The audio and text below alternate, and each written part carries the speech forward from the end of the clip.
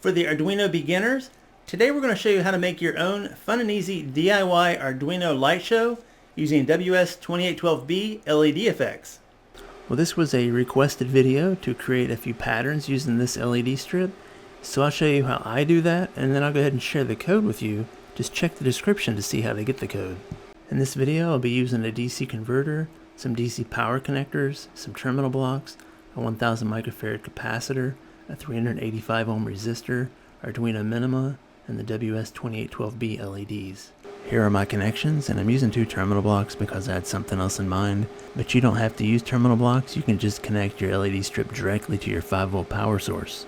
To make it simple, I'm only using 32 of the LEDs on this entire 5-meter strip of LEDs. I called each pattern a phase, and this is phase 1. Phase 1 is a sequential fill from right to left, where the strip gradually lights up from the right side to the left side, creating a stacking effect.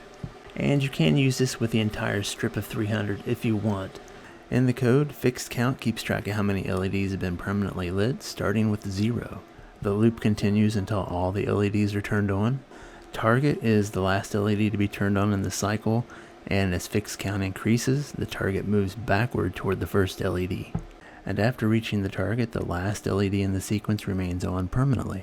Over here you can see that the Arduino has a 2-pin connection, ground and pin 8, where pin 8 is the signal wire from the LED strip, and it is a good practice to put a resistor on the signal line between the LED strip and your Arduino, and this would just be to reduce signal noise and maybe some LED flickering. I also have a ground pin connected from the Arduino directly to the JST connector here, right next to the signal pin on the LED strip.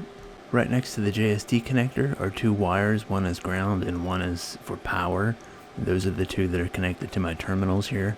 And like I said earlier, you can connect those directly to your 5-volt power source, but when you're powering multiple strands of LEDs, that's when the terminal blocks come in handy. So before you saw the first pattern, it was called phase 1, it was stacking. So if we call that stacking, I guess we'd have to call this one unstacking. This is phase 2, pattern number 2. Phase 2 shifts all the LEDs left one step at a time until the strip is empty, and the outer loop controls how many times the shift happens. The inner loop moves each LED one position left and turns off the previous position, and once the LED reaches position 0, it turns off.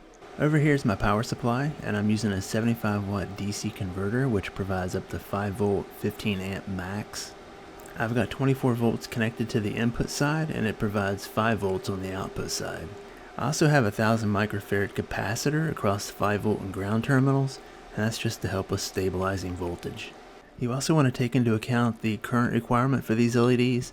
At full white brightness, they require about 60 milliamp per LED, and since I have 32 of them, my maximum current draw would be 1.92 amps. So if you're using 32 LEDs, a power supply of 5 volt, 3 or 4 amp would be totally sufficient. I'm using 15 amp because it's convenient. Next we have phase 3, which will light the LEDs from the outside inward until they meet at the center. As the LEDs are lit from the outside inward, the code calculates the halfway point of the strip, then it lights up LEDs symmetrically from both sides toward the middle, and then there are delays between each step to help create that animation effect.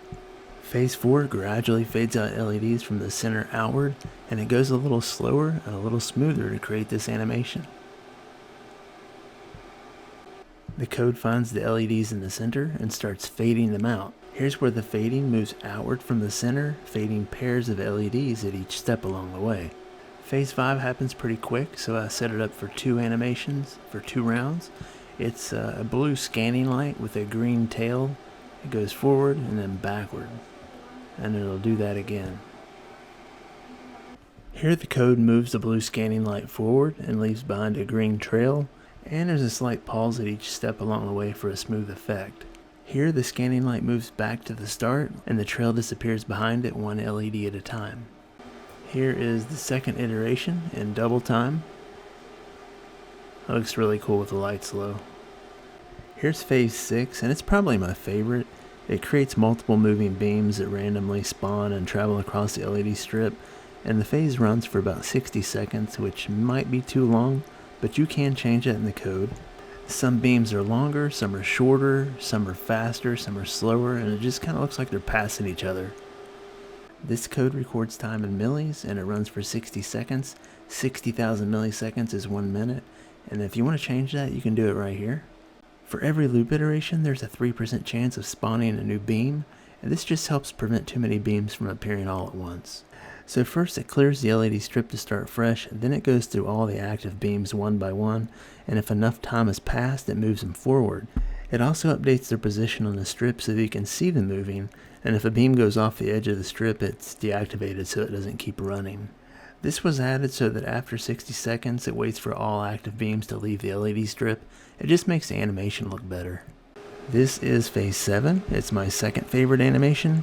It creates a collision effect where objects move across the LED strip, and when two of them meet, they trigger a flashing explosion. And the phase lasts for 30 seconds, but again, you can change that like you could the previous animation.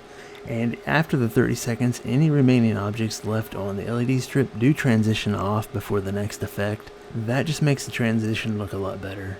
This starts the 30-second countdown for the phase, and there's a 5% chance per loop of spawning a new moving object, and that is to avoid overcrowding. This section moves each active object forward and checks to see if there's a collision with another object. If a collision occurs, a flashing explosion effect happens and both of the objects disappear. Here is my connection diagram, and again, you don't have to use the terminal blocks, but if you're using more than one strip of LEDs, they sure do come in handy. If you're using this code and you're using more than 32 LEDs, you can change that number right here. Make this number smaller for faster animations, and this number larger for slower transitions. You can change the color of your LEDs by changing the RGB values in the strip color throughout the code. And there are many other ways you can customize this for your own projects. If for some reason you don't like one of the patterns, you can disable that section of code by putting it into a block comment, where anything between the /* will be temporarily disabled. Well, that's all I've got for today. I hope this was helpful for you. If you enjoyed it, be sure to like it by giving it a thumbs up, and consider subscribing if you enjoy this type of stuff, and I will see you again with another video.